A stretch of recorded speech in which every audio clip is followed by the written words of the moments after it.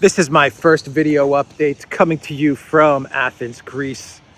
On this Friday morning, let's talk about some news and let's discuss Macron's official state visit to the United States to meet with U.S. President Joe Biden. And I believe this is the Biden White House's first official state visit from a foreign leader, because he had 2 years of the coup and he was unable to have foreign leaders visit the White House on official state business. So I believe that Macron has done the honors, has received the honors of being the first foreign leader to visit the Biden White House on official state business. The honor goes to little Napoleon, Jupiter himself, Emmanuel Macron, and of course the main topic of discussion in the meetings between the Biden White House and France, the French president, is Ukraine. That is the main topic of discussion. And before Macron landed in the U.S., Politico ran an article citing anonymous sources, anonymous French officials, where Politico said that France has unofficially run out of weapons to provide to Ukraine. France has no more weapons for Project Ukraine, according to Politico. Quote, off the record, the French admit they can't give more weapons to Ukraine due to the state of their own supplies, Politico said in its Brussels playbook briefing on Thursday. It added that Paris hopes to make up for it with civilian aid. So that's what happened a day before Macron touched down in the United States. You have this Politico article saying that France is tapped out unofficially. Keep in mind, this is unofficial. They've been demilitarized. And you also had, on the same day or a day after that, you had the Biden White House officially ask for another $37 billion to support Ukraine. And that is according to U.S. Assistant Secretary of State Victoria Cookies Nuland. So Macron flying over to the U.S. to visit Biden. Politico runs this article saying that France has no more weapons to give to Project Ukraine. Victoria Nuland, the architect of the Maidan coup, one of the architects of the coup in Maidan in 2014, says that Congress is now set to give another $37 billion to support Ukraine. Well, the Biden White House is asking Congress officially to give another $37 billion to support Ukraine, for which Congress is going to give that money. They may even give more. They may give $57 billion. Who knows? But they're going to ask for another $37 billion. So all of this goes down, and the two presidents meet in the United States, in D.C. And what came out of this meeting? Really, nothing. To be quite honest, there was no real decision made or any decisive actions that came out of this meeting, other than managing the conflict in Ukraine. I think that's the general direction of where this is going. So when Macron goes to visit Biden, Macron is not only traveling as the French president, he is also representing the EU globalist elite. He's part of that group. He's one of the poster boys, if not the poster boy for the EU globalist elite. And he's representing that group more than he's actually representing France. And the decision that the European globalist elite and the Biden White House, the United States, have come up with regards to Ukraine is that they are going to manage this conflict. I think that the dream of a regime change in the near future in Russia, I believe that they are letting that one go. They have come to the realization that they're not going to get a quick regime change in Moscow. So I think that that the U.S., the neocons, Macron, the EU globalists, they've come to the understanding that this quick regime change is not happening. And so they've also come to the understanding, and you've seen this through a variety of mainstream media news articles, posts that came out over the past couple of weeks. They've also come to the understanding that Ukraine is not going to win this war. And you've seen a lot of mainstream media outlets, from the Washington Post to the New York Times, CNN, they've all come out and they've all put up articles about how, it's not, Ukraine is not going to win this war, or they're not going to win this war in the near term, that's for sure. In the short or medium term, Ukraine is not going to win this thing. But this thing could be managed. So you have a faction of the Biden White House, which is going to be the faction that's going to lose out in Project Ukraine, that has signaled to Biden, to the Biden White House. They have told Biden, let's declare victory. Let's get out of Project Ukraine. Let's move on to the next thing, and let's dump this on Europe. And I've talked about this faction and this plan, this idea in previous videos. That faction, of course, is going to lose out to the hardliners, the neocons, the warmongers. And the warmongers and the neocons, like Tory Newland, I think that what they're saying now, what they're advising the Biden White House, what they probably told Macron when he was in D.C., this is what I imagine they told Macron when he was in the White House, is that, look, we have to now try to manage this thing. And we have to try to extend this thing. And for the neocons, their dream now is probably shifting from a quick regime change to something along the lines of Afghanistan. Some kind of conflict that'll last multiple years, that will, in their minds, and I'm talking about what's going on in their minds, that's going to drain Russia of its resources, of its will to fight, and eventually is going to lead to the collapse of the Putin regime. So they're kind of thinking, let's turn this into a type of Afghanistan scenario for Russia, and let's just manage this war so that we can extend this war. Now, the grifters, like the Bidens, they're looking at this and they're saying, okay, the neocons, that's what they want. They want to extend this war. It's going to be good for the military-industrial complex. The neocons keep their Putin regime change dream alive. What's in it for us? Well, extending this war means that they keep the money flowing. And the money is really, really good when it comes to Ukraine. Really, really, really good, especially for the Biden family. Maybe there'll be some more job positions opening up for Hunter. But for them, for the group that's not so invested in regime change, they're, regime change would be great, but because then we can get into Russia and steal all their resources and all these things. But for them, what's the most important thing is to keep the dishwasher that is known as Project Ukraine, to keep that thing spinning.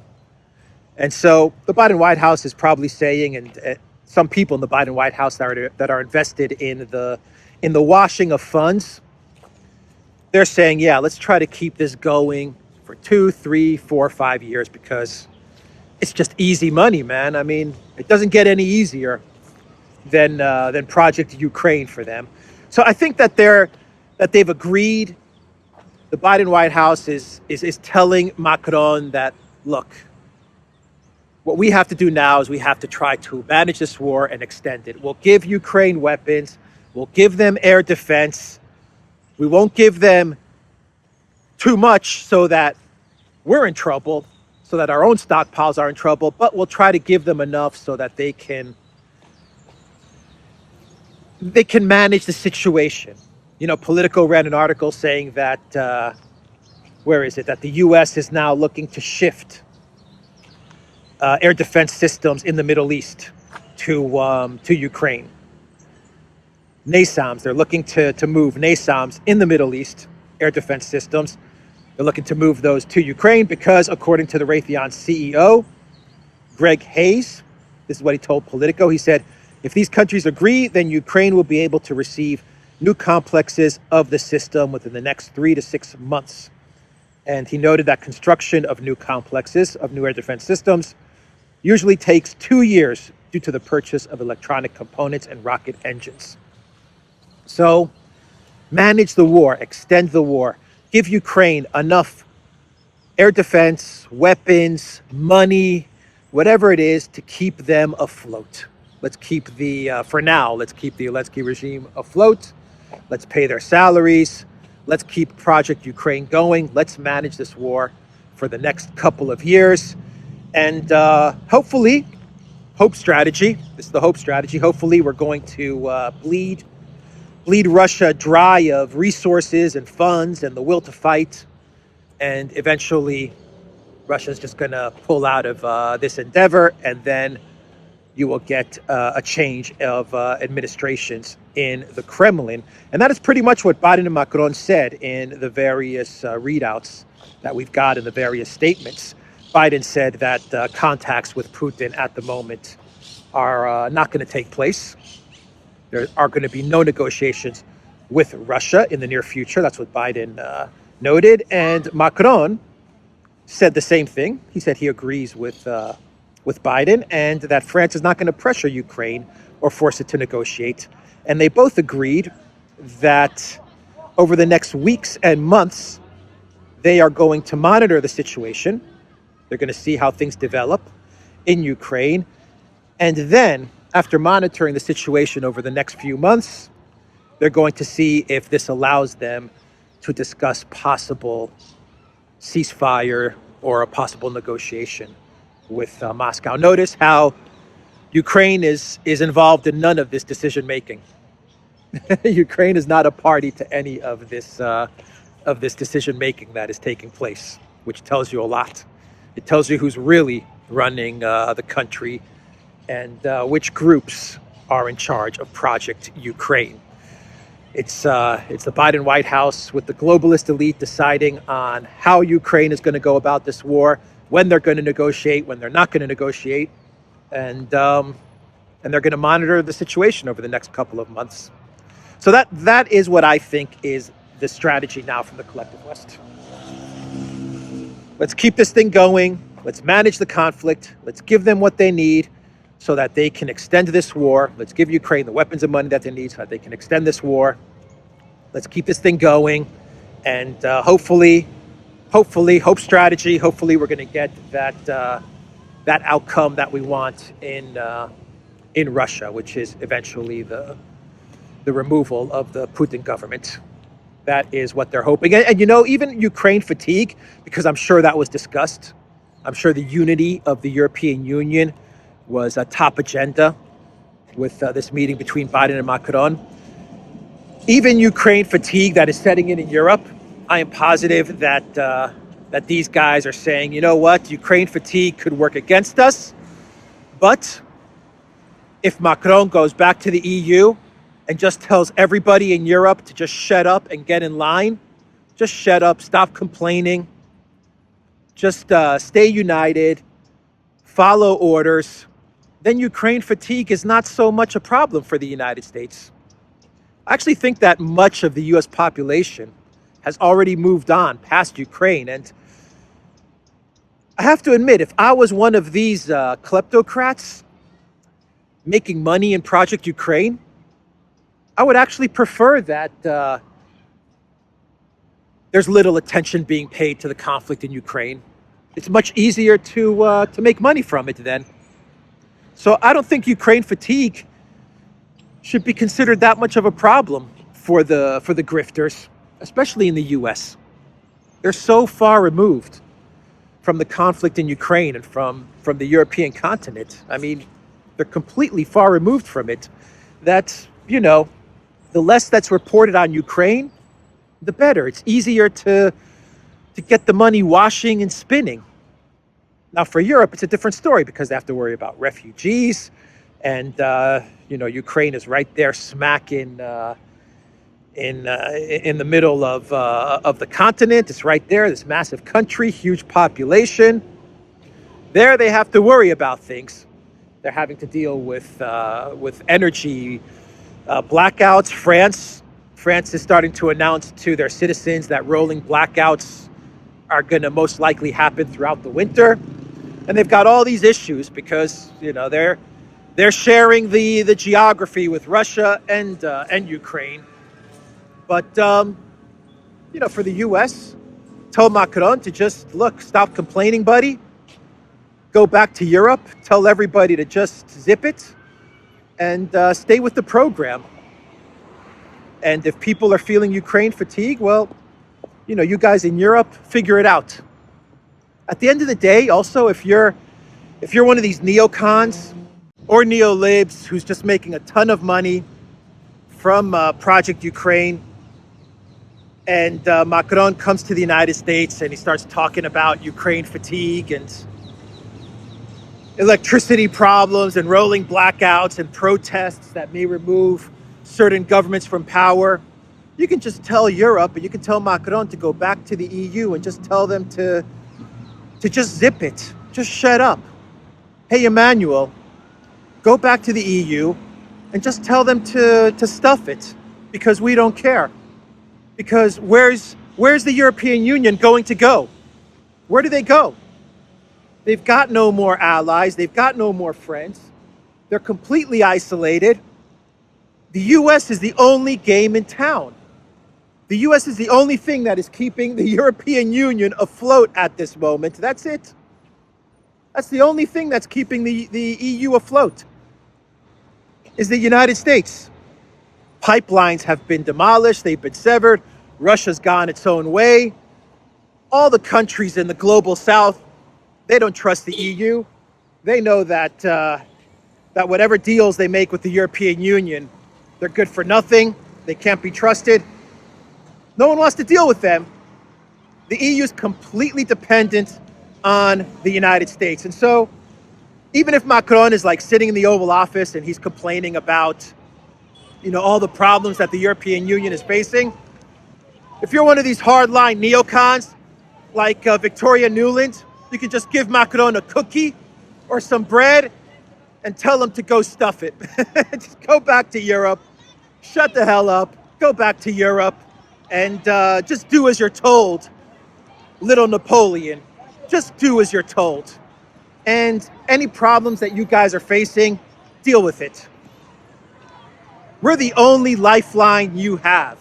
That's what I would tell Macron if I was sitting there. If I was Victoria Nuland, I would say, Emmanuel, we are the only thing that is keeping you guys afloat. Victoria Nuland, F the EU, back in 2014.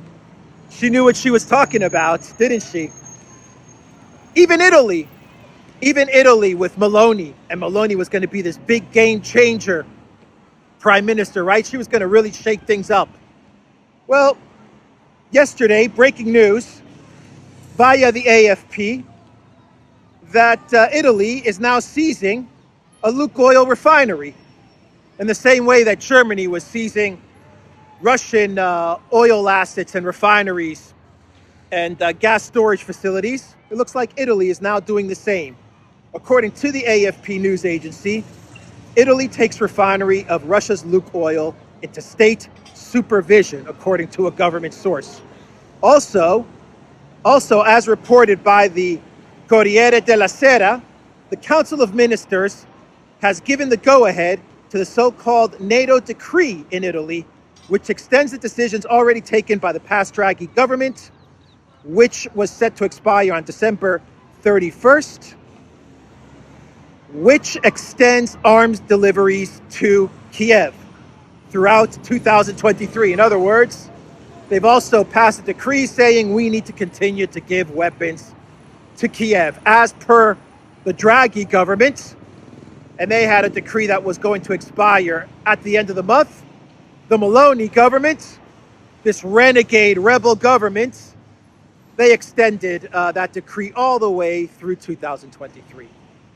So much for this, for the rebel Meloni, right? The only real rebel in the European Union is Orban in Hungary. And because he doesn't toe the line, he is getting punished, continuously punished. The European Union, they are holding back something like, where's the number? Something like 7.8 billion that is owed to Hungary. They're refusing to pay it to Orban, and they're saying that it's because Hungary is not checking off this 17 this list of 17 items that the EU reforms, a list of 17 reform items that the EU is ordering Hungary to follow, and Orban is not checking off all of those 17 reform items, and because of that, they are going to hold back 7.5 billion euros. 7.5 billion. The European Commission recommended on Wednesday that 7.5 billion of EU funds be withheld from Hungary over rule of law concerns. Budapest had until November 19 to pass 17 reforms negotiated with the EU's executive over the summer in order to avoid the freeze threatened by Brussels as part of its rule of law mechanism.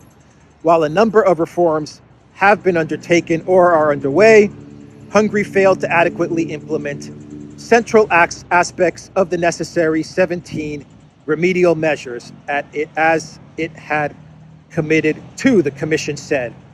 As a result, the Commission has decided to maintain its initial proposal of 18 September to suspend 65% of the commitments for 3 operational programs under cohesion policy amounting to 7.5 billion, it added. In other words, you're not going to get the money that's owed to you, Hungary, because you're not playing along. You're not towing the line. That's the only country, that's the only leader that is going against the grain. It's Orban. That's it. Everyone else, they're all trapped, whether they like it or not. Most of them like it because they're also making bank off of Project Ukraine, and they don't care if their people suffer. They don't give an F if their people suffer, as long as they're not protests. That's the one thing that EU leaders fear the most, is protests. Some sort of government overthrow that's going to jeopardize their power. As long as you don't have any of that, blackouts, eating bugs, who cares? For them, who cares? They don't care. They don't care. Macron also said, by the way, he also made a statement and said that after the meeting with Biden, he's going to be talking to Putin. And Peskov, the Kremlin spokesman, said Macron is not on the list of phone calls for the Russian president, which is really interesting given that Macron and Biden came out with a statement and said there are to be no contacts with Putin. So Macron, Macron really, here's what Macron wants. I know what Macron is hoping for. Macron is really, really desperate. I mean, he really wants to make a phone call to Putin. And as Alexander said in a video that we did the other day, he wants to call up Putin and he wants Putin to say, Emmanuel, enough. You win. You win, Emmanuel. You are Napoleon. You are greater than Napoleon. We give up. Come into Russia, Emmanuel, and take whatever you want. That is what Macron is hoping for. That's like his dream phone call. That's his dream phone call. Calling up Putin and having Putin surrender at his feet. That is what Macron is hoping for. That's why he always goes back and forth, no matter how many meetings he has with Biden or anybody that says we're not going to have any negotiations with Russia. No negotiations, nothing. Macron always comes up afterwards and says, I think I'll give Putin a call. Because Macron is like, he wants that surrender. And he wants to be the guy that receives that surrender so bad. He just can't hold back. He wants that surrender so bad. And he wants to be the dude that announces to the world, ladies and gentlemen, I spoke to Russian President Putin, and he has told me that Russia is surrendering to me, the great Emmanuel Macron, Jupiter, little Napoleon. But now I can be big Napoleon, Macron. That is what he's hoping for. Anyway, what else do we have? Let's see. Let's do a clown world. And we'll wrap this video up. Trying to see if I have anything else. Maybe I can do a correction. I'll do a clown world after I do a correction on the video I did yesterday with the Vander Crazy, the pirate of Brussels, and her statement of 100,000 K officers killed. In the video I did yesterday, I was talking about how the European Union spokeswoman, how she said that when Vander Crazy was speaking about casualties, the 100,000, she meant all of the casualties together. She meant what she meant is killed, wounded, all of this. And I said I wasn't sure if casualties is just the KIA or if it includes wounded. And comments down below let me know that casualties means wounded, KIA, it means everything. And so the statement from, what's her name? She has a really interesting name, actually. And I want to, where is it? Here we go. Let me get the statement. Yeah, Dana Spinant. Spin it. She spins it. That's a perfect name for a spokeswoman, isn't it? Dana Spinat for a spokesperson. The spinner, the news, the spinner of news. Anyway, Dana Spinat. She said that the number had been an estimation from external sources and referred to all casualties, those killed and wounded combined. So they're throwing out this word casualties. I even fell for it. Because when they say that van der Leyen meant killed and wounded together in her statement with 100,000, that's what she meant when she said casualties. You see, they kind of switched the words around, and they're now using the word casualties. But because the comment section catches everything, and the comment section is absolutely brilliant, many people pointed out that, Alex, you're saying casualties. Dana Spinant, the EU spokesperson, is saying casualties. Even the RT article says casualties. RT was talking about casualties. But when in fact, the pirate of Brussels, what she said was killed. She said more than 100,000 Ukrainian military officers have been killed. That is a direct quote. That is a direct quote. So that blows apart Dana Spinant, the EU spokeswoman. That blows apart her whole explanation, doesn't it? That when Ursula was talking about casualties, when Ursula was talking about 100,000, she meant 100,000 casualties, killed and wounded, when in fact, a direct quote from her statement was 100,000 more than 100,000 killed. So I just wanted to clarify that. And I think it does show that the EU's explanation is complete bunk. It's complete fiction. She wasn't talking about casualties. She wasn't talking about wounded. She specifically used the word killed. And by the way, they refused to apologize as well. The EU is not apologizing to Ukraine either. The European Union says it sees no need to apologize to Ukraine for a now deleted statement made by its president, Ursula von der Leyen, who claimed the Ukrainian military had suffered 100,000 fatalities in its conflict with Russia.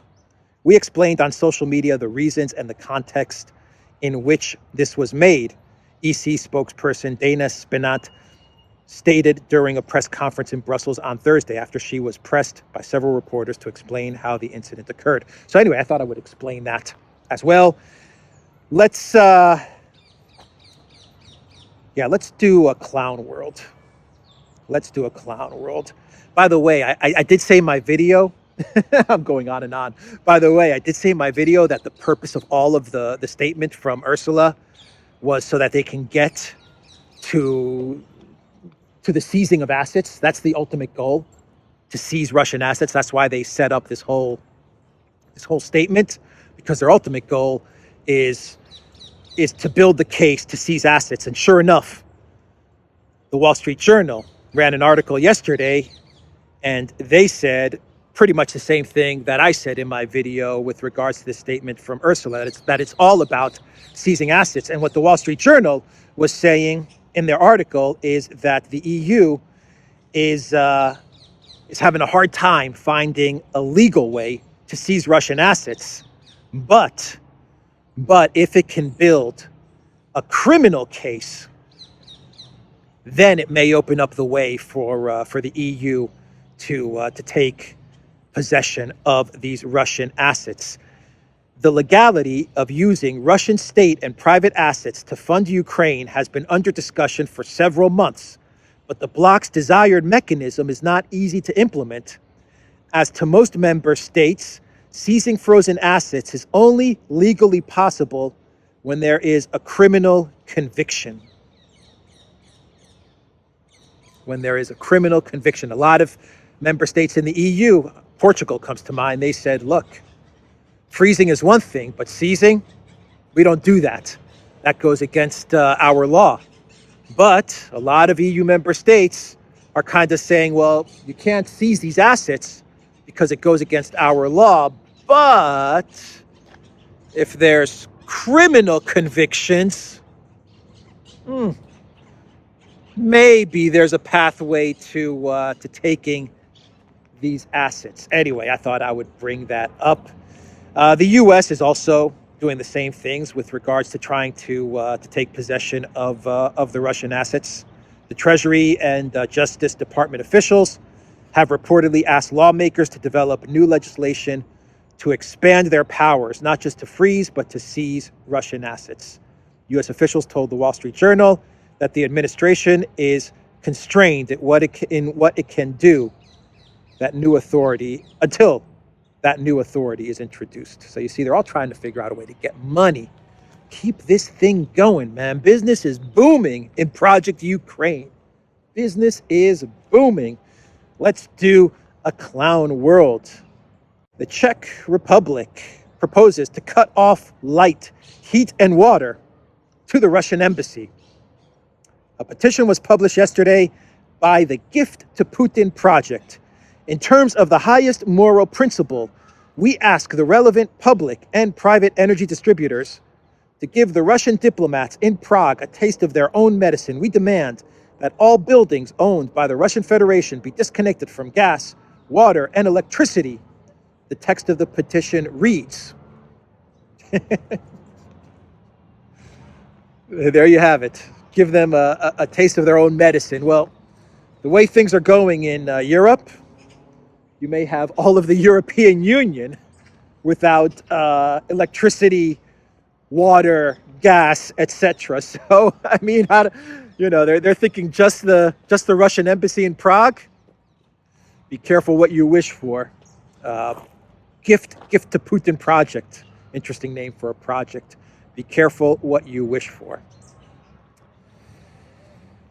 I wonder, did the Czech Republic, did they do the same thing when NATO was bombing Serbia?